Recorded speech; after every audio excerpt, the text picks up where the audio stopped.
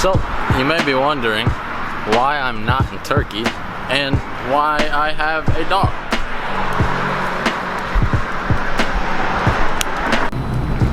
So, from the last video, you would see that I was supposed to leave January 3rd. It is now January 5th and I'm still here in Tampa. So what happened was, I thought my flight left at 5 p.m. But it actually left at 8 a.m. that day. So I missed my flight. So I had to reschedule it for the next day, which is January 4th. I rescheduled it, got it at 8 a.m. And then get to the check-in point for the flight on January 4th yesterday. They asked me if I have taken the PCR COVID test.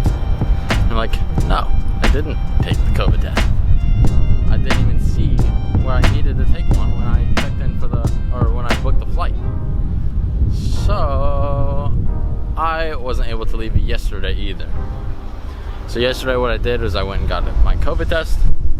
I paid $300 for a 24-hour result COVID test. I booked my flight for tomorrow at 11 a.m.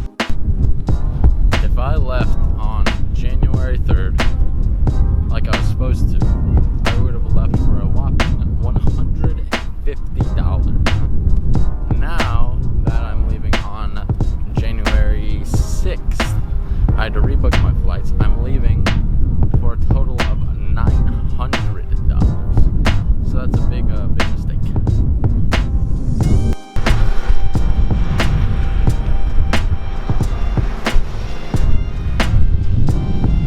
You may be wondering how I even got a $150 flight to Istanbul in the first place.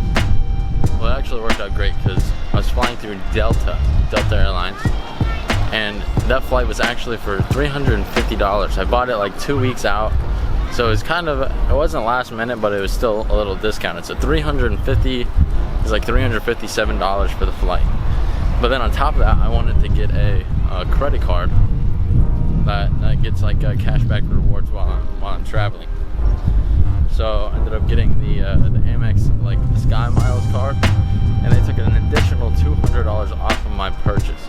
So I was able to get a flight for $157. Well, that's what it would have been if I didn't make all those mistakes. Alright, have fun. Now that I had to rebook my flights and I leave tomorrow, that's another $500 on just the flights. And then another $300 because I had to do a rapid COVID test.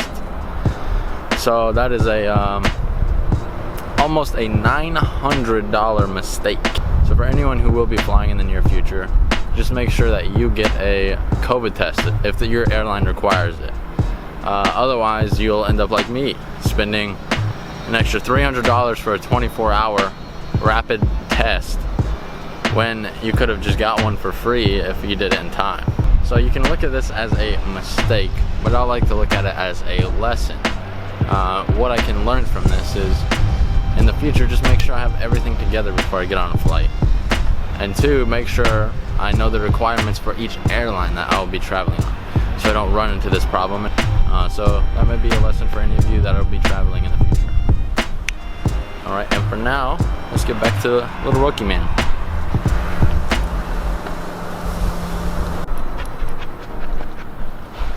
Up. Oh, buddy. So I try and turn every mistake into a lesson. For this one, I want to make sure that I know the requirements for each airline that I'll be flying on. Make sure if I do need a COVID test, I get that done beforehand. And also that I know what time my flights are leaving. That seems like a very simple one, but I'm going to check in the day before each flight, not the day of, because that is where the issue arises. I brought my friend's dog with me on a little adventure. We just went to the dog park and counted how many sniffs. Every time this dog sniffs a lot. So I wanted to get a little counter going of how many times this dog sniffs in a single walk. So here we go.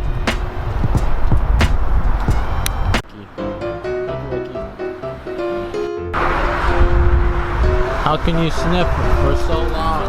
There's nothing in the bush.